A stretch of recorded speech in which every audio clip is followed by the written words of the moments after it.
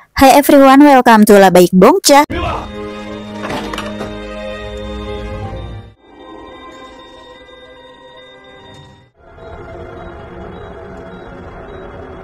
Drakor fantasi ini punya tema yang berfokus pada makna kehilangan. Ada sebuah desa misterius yang dihuni oleh arwah-arwah yang tubuhnya menghilang, dalam arti jasad mereka belum ditemukan sama sekali. Kemudian datanglah tokoh-tokoh penting di sini, yaitu Kim Wook, seorang pembicara handal, dan seorang hacker bernama Jong Ah yang bakalan mengungkap misteri di balik kematian arwah-arwah itu. Nah, ada satu tokoh lagi yang menarik perhatian, yaitu seorang pemuda bernama Il Yong. Dia datang ke desa itu sekitar 2 atau 3 tahun sebelumnya. Semasa hidup, Il Yong adalah anggota sindikat narkoba yang mengira dirinya terbunuh akibat ditikam teman dekatnya sendiri, yaitu Pil Jong. Makanya dia berasumsi dirinya sudah meninggoy dan mayatnya disembunyikan oleh temannya. Namun Kim Wook mengalami hal aneh, dia terus memimpikan seorang wanita dan di situ juga ada Il Yong, dan wanita itu sedang memegang kantong infus. Keanehannya terbukti ketika Kim Wook dan Il Yong bertemu, tiba-tiba aja tubuhnya Il Yong menghilang. Dari situ Kim Wook menyadari satu hal, kalau Il Yong ini belum meninggal dan ada di suatu tempat.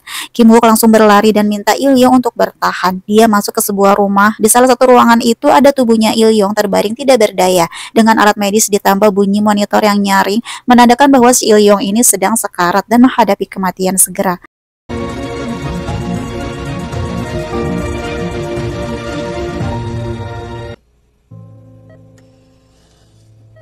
Ketika Kim Wook berlari menuju rumah tempat Il Yong berada, dia menelpon ambulans buat ngasih tahu kalau ada seorang pemuda usia 20-an dalam kondisi kritis. Di kamar itu Il Yong terbaring koma 3 tahun lamanya. Setelah ini dia mengira dirinya sudah meninggal karena bisa masuk ke desa misterius tersebut yang berisi arwah-arwah yang jasadnya belum ditemukan. Monitor jantung yang tadinya tenang tiba-tiba berbunyi sangat nyaring. Seorang pria masuk ke kamarnya dengan pandangan sangat sinis. Dia jelas mendengar kalau Il Yong ini lagi sekarat, tapi dia berjalan dengan santainya sambil menyeringai.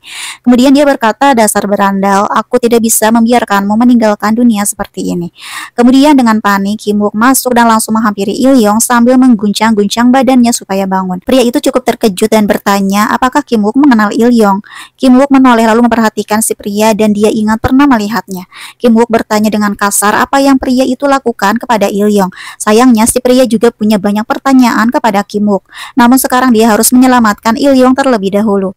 Begitu si pria mau pergi, Kim Wook ini menahannya, tapi dia kalah dalam adu fisik. Setelah pria itu pergi, tubuhnya Il Yong semakin sekarat dan denyut jantungnya hampir benar-benar menghilang. Syukurlah sekarang Il Yong ada di rumah sakit, di ruangan gawat darurat dengan peralatan yang lebih bagus.